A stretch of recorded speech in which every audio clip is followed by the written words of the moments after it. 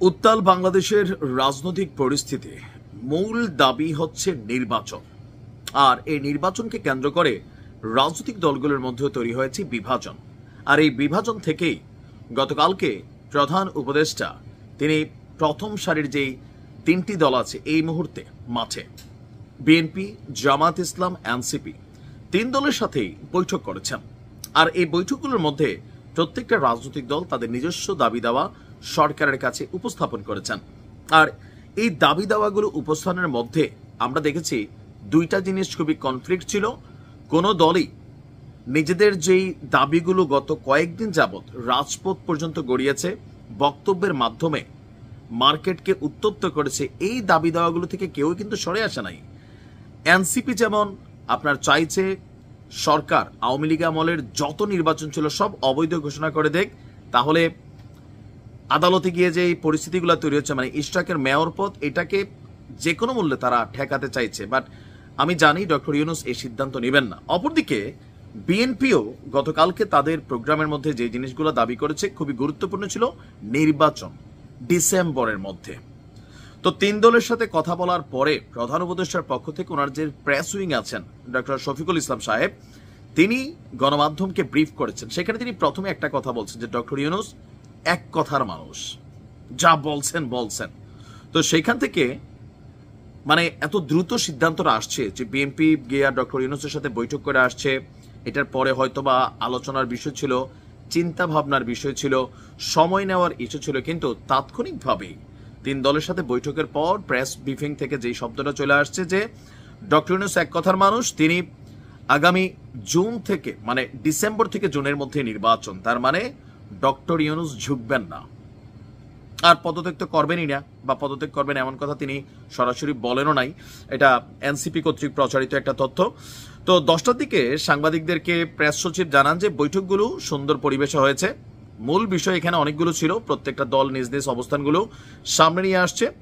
তো শফিক সাহেব বলছেন বিএনপি ডিসেম্বরের মধ্যে নির্বাচন চেয়েছে, জামাত এবং এনসিপি আবার একজোট, তারা মনে করছে সংস্কার প্রক্রিয়া শেষ করতে ডিসেম্বর লেগে যাবে, তাই ডিসেম্বর থেকে জুনের মধ্যে অধ্যাপক ইউনূস যে টাইমলাইন দিছে সেটাও সঠিক। সুতরাং আপনার এ মাসেই কি বলা হয় যে নির্বাচন ইস্যুতে আগামী ডিসেম্বর থেকে জুনের মধ্যেই আসলে নির্বাচন সংগঠিত হবে। এখন এতে তিন দল নিজেদের সমর্থনটা ডক্টর ইউনূসকে দিয়েছেন। সমর্থন কোনটা? যে আপনি পদত্যাগ করবেন না। বিএনপি বরাবরই বলছে আমরা পদত্যাগ আপনার চাইনি, আমরা চাই নির্বাচনের একটা সুস্পষ্ট রোড ম্যাপ, যেটা বলা হয়ে থাকে যে কোন মাসের কোন তারিখ, কবে তফসিল ঘোষণা, অথবা কবে থেকে কি প্রসেসিং শুরু হবে।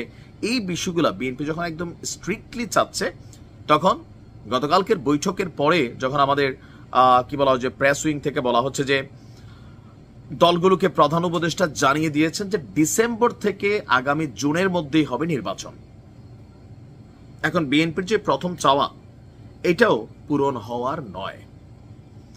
তো বিএনপি কেন বরাবর আসলে ডিসেম্বর থেকে নির্বাচন চাচ্ছে, এর পিছনে কিন্তু প্রধান দুইটা জিনিস। এর মধ্যে সন্দেহ হচ্ছে, এক নাম্বার, এমনি তারা বলছে আস্থা আছে, কিন্তু আদৌ কি আস্থা আছে?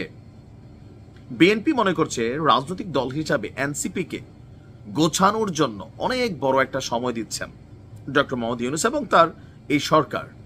পাশাপাশি যে কোনো সময় যে কোনো একটা দুর্ঘটনা ঘটারও শঙ্কা আছে।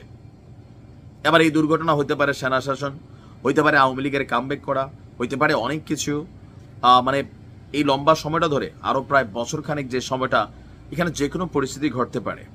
তো এরকম নানান অ্যাক্টিভিটিস থেকে বিএনপির যে দাবি বা বিএনপির যে চাওয়া, মেজরিটি যদি হিসাব করে ডক্টর ইউনূসের সাথে তিনটা দল দেখা করছে 33% ভোট, তো 66% ভোট এনসিপি এবং জামাত দিয়েছে নির্বাচন জুন থেকে ডিসেম্বর থেকে জুনে, তারা সহমত প্রকাশ করেছে যৌথভাবে। আর বিএনপি একা চাচ্ছে 33% ভোট নিয়ে, যে মানে যদি আমরা পার্সেন্টেজ ধরি তিনটা দল 100 করি, যে ডিসেম্বরের মধ্যে নির্বাচন। ডক্টর ইউনূস মেজরিটি হিসাব করলো এটা ডিসেম্বরের থেকে জুনের দিকে যাচ্ছে। আর শফিক সাহেব যেটা বলছিলেন, আপনারা হেডলাইনও দেখছেন যে ডক্টর ইউনূস এক কথার মানুষ। তো সেই ক্ষেত্রে ডক্টর ইউনূস আসলে ঝুঁকবেন না, কোনো সিচুয়েশনেই ঝুঁকবেন না। এমনকি উপদেষ্টা পরিষদের বিবৃতি থেকে বলা হয়েছে যদি ওনার কাজে প্রেসার ক্রিয়েট করা হয়, চাপ তৈরি করা হয়, সমর্থন না দেওয়া হয়, যে কোনো সিচুয়েশন নেগেটিভ করা হয়, জনতার সামনে তিনি এটা প্রকাশ করবেন। এখন আগামী ঈদের পরে বিএনপির যে পূর্ব ঘোষিত সিদ্ধান্ত যে তারা বড় ধরনের একটা প্রোগ্রাম করবেন বা নির্বাচনের জন্য চাপ তৈরি করবেন, আপাতত সম্ভবত এখান থেকে তাদেরকে পিছিয়ে আসতে হবে। সময় বলে দিবে, রাজনীতিতে আসলে বলা যায় না কখন কি ঘটে। ভালো থাকো।